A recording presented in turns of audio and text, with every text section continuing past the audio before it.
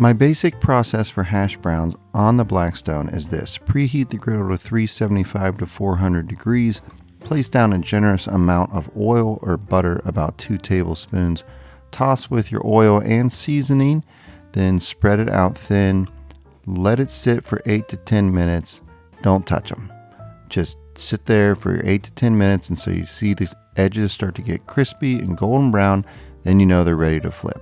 That's it. But which hash brown is best, Johnny? Frozen, dehydrated, fresh, from scratch? How can I upgrade them? And have you ever tried tater tot hash browns? Well, the answer to the tater tots is yes. I've had them. They're delicious. But let's go over the first 2 questions.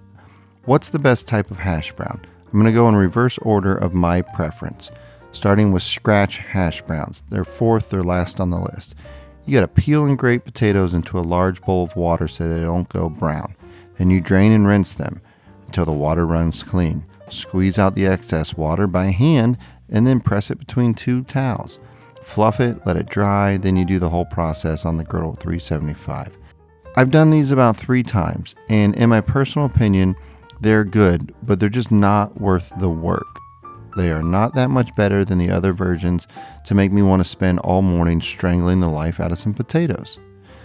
Number 3 on my list is dehydrated. These are great for camping because you can just boil some water at the campfire and add it to the box, then make the hash browns in the morning. They're shelf stable, so they won't take up any space in your cooler. Got to leave plenty of room in there for the beer when you're camping.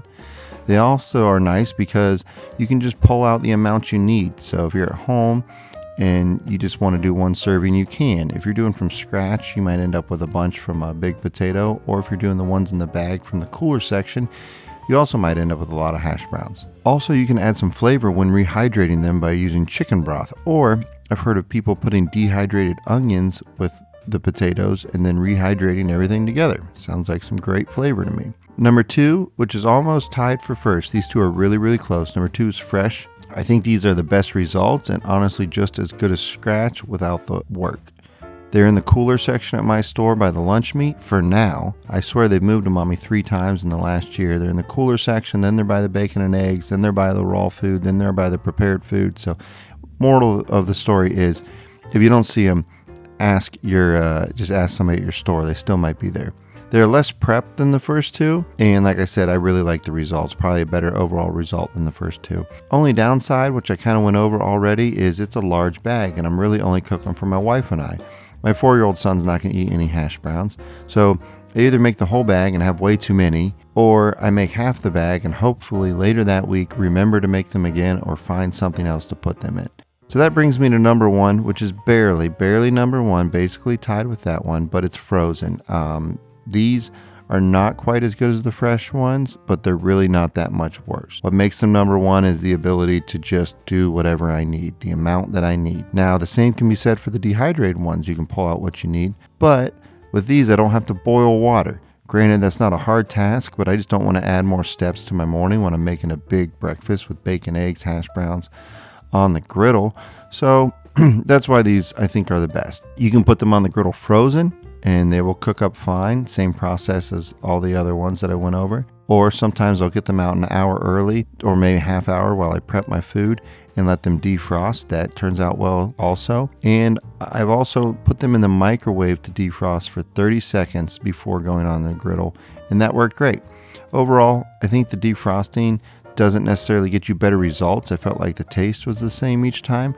It just shortens the cook time on the griddle. So frozen are my favorite, mainly because of the convenience, and I had about 400 people participate in my poll via my griddle specific newsletter and my YouTube community post, and about 50% of them said frozen was their favorite as well, or what they used the most. It won both polls. So I think some of the other versions are great. That's just my preference that I like to use frozen. It's really up to you what's worth your time and what you want to do. If you have a good way of doing it, comment below. Upgrades, smothered and covered Waffle House style. So when you put down the hash browns, throw down some diced onions right next to them. You'll be flipping the onions regularly while you do your hash brown process again, which is 375 to 400 degrees. Lots of oil or butter. Spread them thin, don't touch for 8 to 10 minutes. Flip when the edges are golden brown. But then once you flip them after that 8 to 10 minutes and the edges are brown and stuff, then you'll throw some Freedom cheese on top and hit it with those onions. Boom, you got a Waffle House right in your backyard. In an egg ring, I did them in an egg ring for a breakfast sandwich. If you have an egg ring, this is a fun way to almost make them into like a hash brown patty hockey puck sort of thing.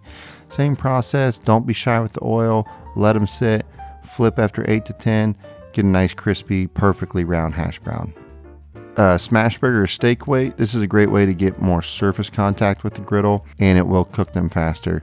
You just might want to put some oil on your weight before you put it on the potatoes so they don't stick. Tater tots. If you get anything from this video, it's that you must try tater tot hash browns. They actually might be my favorite version. Well, they are, but I don't count them as a hash brown because they're not shredded. They're close enough for me to put in the video. So you get some frozen tater tots, and these are just like the frozen hash browns.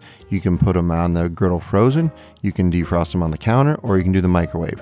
The only difference I would say is I would really recommend defrosting these. It will help a lot during the cook when I try to smash them together. So same process, decent amount of oil, and once they're defrosted, you can start smashing them together a bit on the griddle. You can use a steak weight or smash burger press to put it on top, or you can put them in an egg or omelet ring and smash them together in there. This is my favorite method.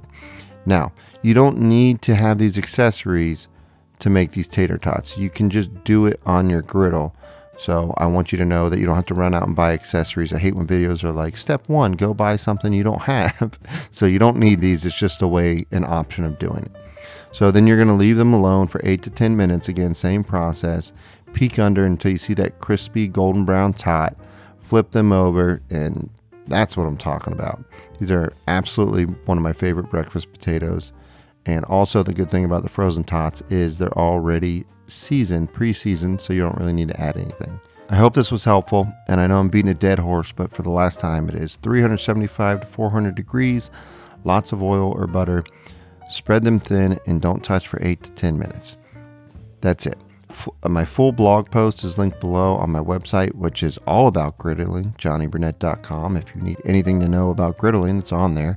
I assume you watch this because you're making breakfast, and I have my full breakfast video with hash browns in it on your screen now, so you can kind of see the whole process in action. Thank you for watching. Have a good one. Keep on griddling.